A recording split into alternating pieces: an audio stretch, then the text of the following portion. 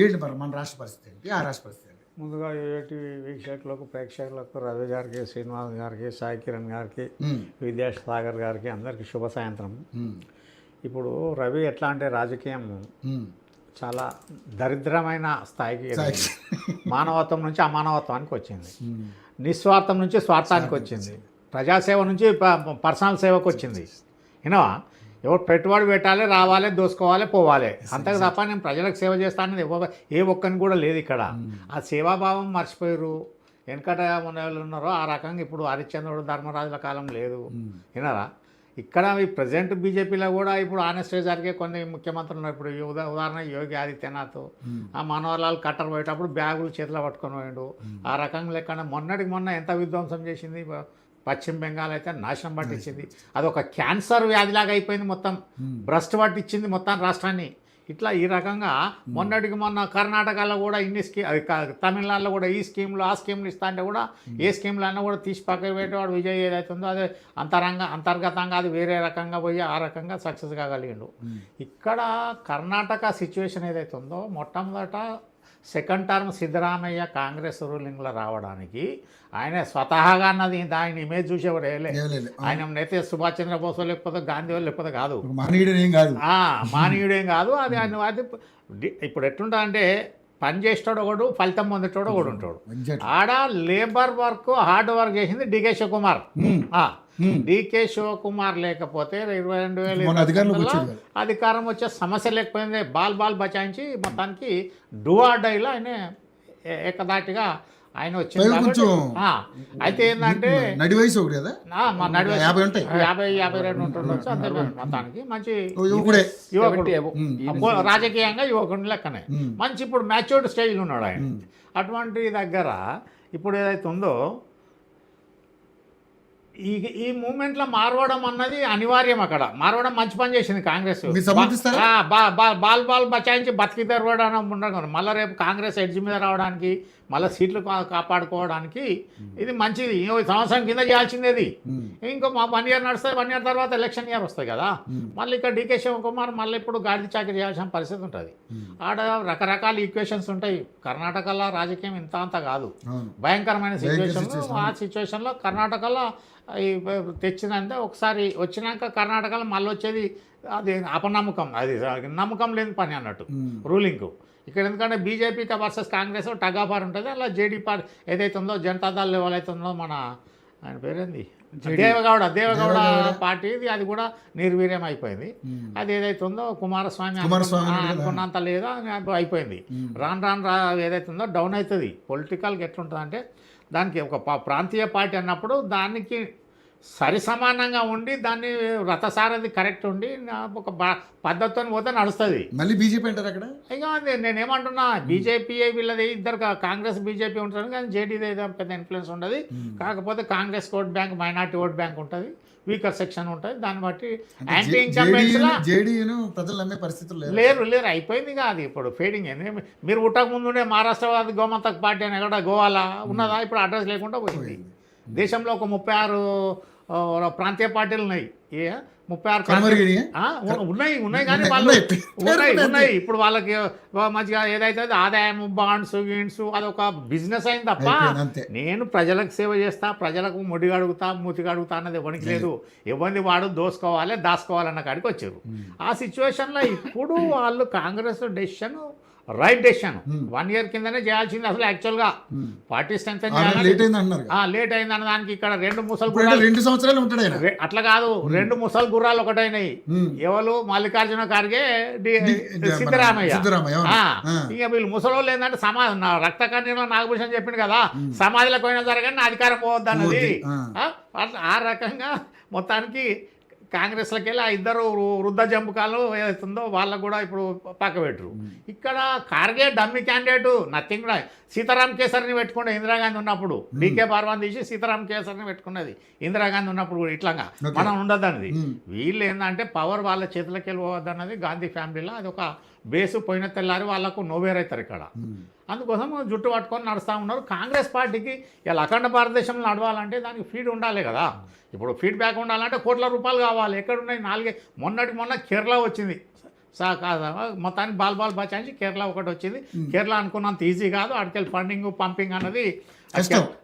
మొత్తం అంటే ఇప్పుడు కేంద్ర ప్రభుత్వం సరే కదా సార్, కేంద్రంలో కాంగ్రెస్ గవర్నమెంట్ కి ఒక తెలంగాణ నుంచి మంచి ఆదాయం పోతుంది. తెలంగాణ కర్ణాటక ఆల్రెడీ చెప్పేసారు వాళ్ళు, రెడ్ సిగ్నల్ వేసేసారు. అదే అంటున్నా, అక్కడ ఆర్థిక పరిస్థితులు ఇక్కడ చాలా తేడా ఉంది. కర్ణాటక అన్నది వాళ్ళు ఆల్మోస్ట్ రెడ్ సిగ్నల్ వేసారు. వాడు టాయిలెట్ ట్యాక్స్ మీద పోతుండేవాడు హిమాచల్ ప్రదేశ్, అదే మరి దారుణం.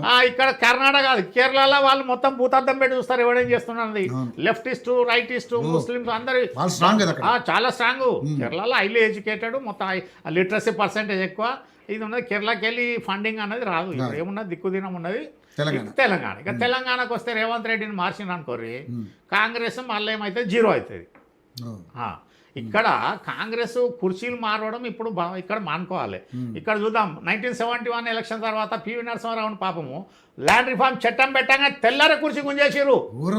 వెంగళరావుని పెట్టిన వెంగళరావు ఇక్కడ తెలంగాణ కాదు, శ్రీకాకుళంకి వెళ్ళి వచ్చి సెటిల్ అయిన వెంగళరావు పాపం సక్సెస్ఫుల్ గా వాళ్ళిద్దరే గాడ్ ఫాదర్లు. తెలంగాణ అగ్రేరియన్ ఏదైతే ఉందో బడుగు బలహీన వర్గాలకు, దళిత వర్గాలకు, ఎస్టీలకు, ఎస్సీలకు అందరు కూడా దే ఆర్ గాడ్ ఫాదర్స్. ఎందుకంటే ల్యాండ్ రిఫార్మ్ చట్టం తెచ్చింది వాళ్ళే.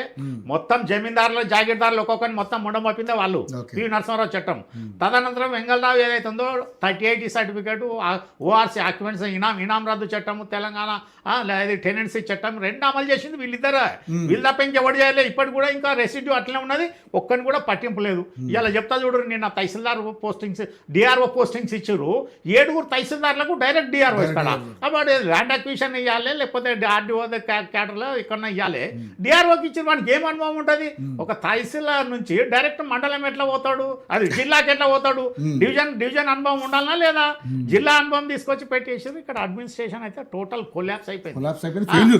మొత్తం ఫెయిల్యూర్, స్ట్రీమ్ లైనింగ్ లేదు, మన్ను లేదు. ఇకపోతే మంత్రుల కాడికి వస్తే కాంగ్రెస్లా సీఎం రేవంత్ రెడ్డి, కేసీఆర్ బాటల్ని పోతున్నాం. ఎక్కడో 2, 3, 4 తప్ప. ఇప్పుడు హోమ్ ఆయన దగ్గరనే ఉన్నది, ఎడ్యుకేషన్ ఆయన దగ్గరనే ఉన్నది, మున్సిపల్ అడ్మినిస్ట్రేషన్ ఆయన దగ్గరనే ఉన్నది. అన్ని ఆయన దగ్గరనే పెట్టుకుని ఏం చేస్తావు? నీకు ఉన్నది 24 గంటలల్లా, నువ్వు 18 గంటల్లో నీకు ఈక్వేషన్ ఎక్కడ పోతుంది, బయట చూసుకోవడం ఎక్కడ పోతుంది, ఎప్పుడు నిద్రపోతావు, ఎన్ని చేస్తావు? ఇవన్నీ డివిజన్ ఆఫ్ లేబర్. మరి అదే సార్ ఇక్కడ మీకు తెలియట్లే, 18 గంటలు పని చేస్తున్న సీఎం అని చెప్పుకోవడం ఏం అందరు చేస్తారు. 18 గంటలు ప్రతి ఒక్కటి చేయాల్సిందే. సీఎం అంటే నిద్రపోవడానికి రాలేదు ఇక్కడ, కుంభకర్ణం నిద్రపోవడానికి నడవదు ఇక్కడ. నువ్వు డీసెంట్రలైజ్ చేయాలి ఏదైతే ఉందో.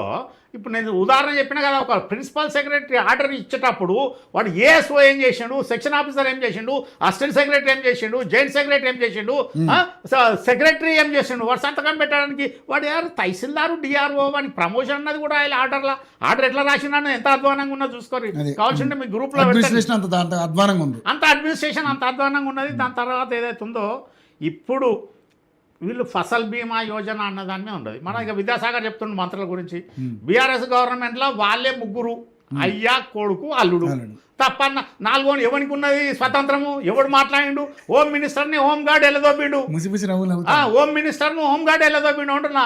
ఒక మాజీ ఆమె పార్లమెంట్లో స్పీకర్ సభాపతి తెలంగాణ ఇచ్చిన వ్యక్తి వచ్చి అపాయింట్మెంట్ అడిగితే ఈయన అపాయింట్మెంట్ ఈయనంత దౌర్భాగ్య దరిద్రం కాదు. ఆమె మళ్ళీ వాళ్ళ తండ్రి అది central minister, deputy prime minister 40 ఏళ్ళు ఆయన క్యాబినెట్ మినిస్టర్ వస్తే కూడా అరే నాయన నీకు మినిమం కృతజ్ఞత ఉండాలి కదా.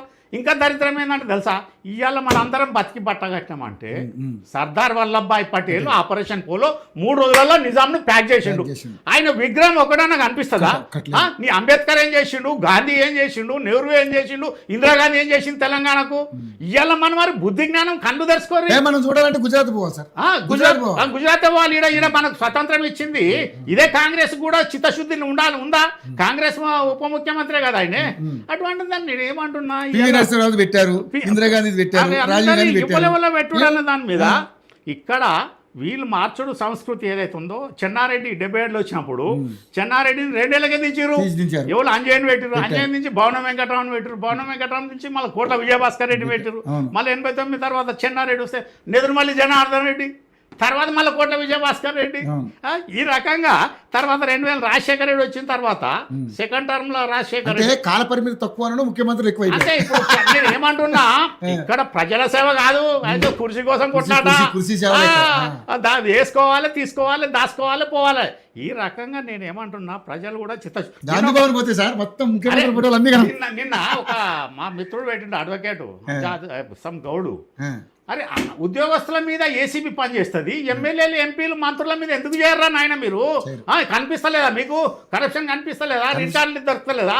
ఈ రకంగా ఉన్నది. అటువంటి అప్పుడు ఇక్కడ రేవంత్ రెడ్డి కష్టంతోనే వచ్చిన తెలంగాణ. ఎందుకు? Failure of KCR. అహంకార ధోరణితో నీళ్ళు నిద్రపోయి నన్ను ఎవడేం పీక్తాడు, ఏ మా జో బోలే ఓ చల్తా నయా నిజాం అన్న వారు తీసి ప్యాక్ చేసాడు. ఇప్పుడు ఆ రకంగా రేవంత్ రెడ్డి కూడా నేను రోజు ప్రగతి భవన్ ఉంటా అన్నాడు. ఉన్నాడా? ఇక్కడ రోడ్ నెంబర్ 45 కెళ్ళి అప్ అండ్ డౌన్ ఎవరికైనా దొరుకుతున్నాడా? గుమ్మడి నర్సయ్య 4 సార్లు నీ ఇంటి ముందట వాచ్మెన్ లెక్క వస్తే నీకు అపాయింట్మెంట్ వచ్చిన దాఖలాలు పోలేదు. ఇక్కడ వీళ్ళు చేస్తున్నది కూడా అనుకున్నంత కాంగ్రెస్ లో లీడర్లు ఎక్కువ, ఆశలు ఎక్కువ, ఎక్స్పెక్టేషన్స్ ఎక్కువ, ప్రతి ఒక్కడే కష్టం అనేది. ఇప్పుడు ఇక్కడ రేవంత్ రెడ్డి కష్టపడ్డాడు, మొత్తానికి బ్యాక్ బోన్ ఏదైతే ఉందో కాంగ్రెస్ బ్రాండ్. అది మాత్రం వాస్తవం సార్. నేను కూడా జర్నలిస్ట్ గా, ఎందుకంటే ఈ రోజు కాంగ్రెస్ పార్టీ అధికారం ఉందంటే బికాస్ ఆఫ్ రేవంత్ రెడ్డి. రేవంత్ రెడ్డి ఎందుకు వచ్చిండు, సక్సెస్ అయిండు? ఆయన మాటలు చెప్పాడా, కేసీఆర్ తిట్టాడా, లేకపోతే కొన్ని 100 అబద్ధాలు ఆడాడు పక్కన పెడితే 12 లేనిపోని హామీలు ఇవ్వడం ఎందుకు? అవసరం లేదు కదా. నువ్వు ఉన్నావు లేనిపోని హామీలు ఎందుకు? ఇలా 5,61,000 రేషన్ కార్డులు ఇచ్చిన అంటున్న వాళ్ళ అర్హులు ఎందరూ అనర్హులు ఎవరు చూడాలనా? నువ్వు ఎవరికి? అరే వాడు సెన్సస్ ఇచ్చిన దాంట్లో పక్కన పెట్టండి, అంత ముందు కూడా ఏమంటున్నా రవి, ఏసీ ఉన్నోనికి, కారు ఉన్నోనికి, బైకులు ఉన్నోనికి రేషన్ కార్డులు ఉన్నాయి. ఎంత మొత్తం తీస్తే తెలుస్తాయి కదా. వీళ్ళకి తీయదమ్ముండదు, ఓటు పోతుంది కాబట్టి ఇది ఉంటుంది. ప్రతి ఒక్కడు ఓట్ బ్యాంక్ పాలిటిక్స్కి వచ్చేసారు కాబట్టి కాన్స్టిట్యున్సీ కానీ ఏది కానీ నా ఓడేంది నాకేంది ఏం రావాలన్నది. ఇక్కడ తెలంగాణలో వీళ్ళు మళ్ళా రేవంత్ రెడ్డిని కదిలిచ్చి నేను ఏక్తా పీక్తా అనుకుంటే కాంగ్రెస్ అట్టర్లీ ఫెయిల్ అవుతుంది. మళ్ళీ నెక్స్ట్ ఇక ఏదైతే ఉందో హంగ్ వస్తుంది. ఇక్కడ హంగ్ వస్తుంది. కానీ బీజేపీ వాళ్ళు కూడా ఏంది, ఇక్కడ ఉన్న వీళ్ళంతా క్రుక్కుడ్ పాలిటీషియన్స్ బీజేపీలో. ఎంఐఎం ఓడు జర నయం వీళ్ళకంటే. వాళ్ళ దగ్గర ఫ్రీడమ్ దొరుకుతుంది, మాట్లాడవచ్చు. అసలు దగ్గర వీళ్ళ దగ్గర ఎవరికి ఎంట్రీ ఉండదు. బీజేపీ పార్టీలకు నో ఎంట్రీ ఉంటుంది ప్రతి ఒక్కరికి. వీళ్ళు బాగుపడరు వీళ్ళు. ఎందుకంటే తెలంగాణ బీజేపీ ఎన్నడు రావాలి? వీళ్ళు ఎంతసేపు మోడీ నామస్మరణ చెట్టు పేరు చెప్పి కాయలు సంస్కారం లేదు. ఏం చేస్తే బాగుంటుంది? అదే కొట్లాడి ఏదో నిన్న వరి ధాన్యం గురించి కాదు, వరి ధాన్యం గురించి ఎఫ్సిఐ కొనాలి. గోడౌన్లు మీరు 12 ఏళ్ళైనా మీరు వచ్చి రైస్ వడ్లకు ఎన్ని గోదాములు కావాలి? ఏమైనా ఫండ్స్ ఇచ్చిరా మీరు? FCI godowns కట్టిందా?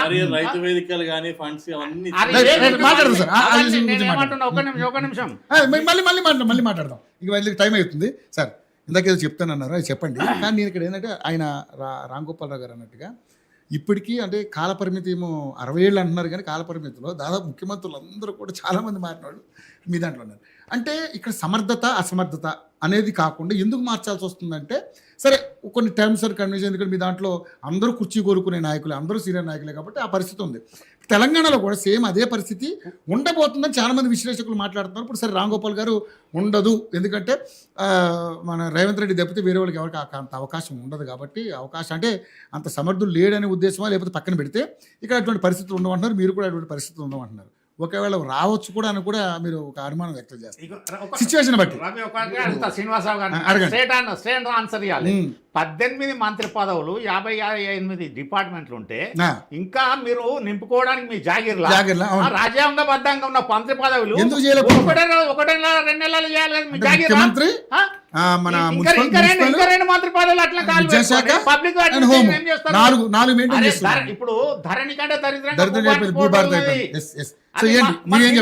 చెప్పాలి. ఎందుకు రాజ్యాంగమా మీరు పాటించేది మీ సొంతమా? 2 నిమిషాలు చెప్పండి. మీరు మాకు 2 నిమిషాలు విమర్శకు 10 నిమిషాలు ఇచ్చే సమాధానం 2 నిమిషాలు.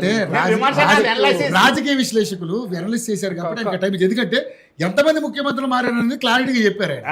ఒక్క నిమిషం నేను మీ దగ్గర నుంచి ఎక్స్పెక్ట్ చేశాను, మీరు చెప్పలే. నేనేం చెప్తా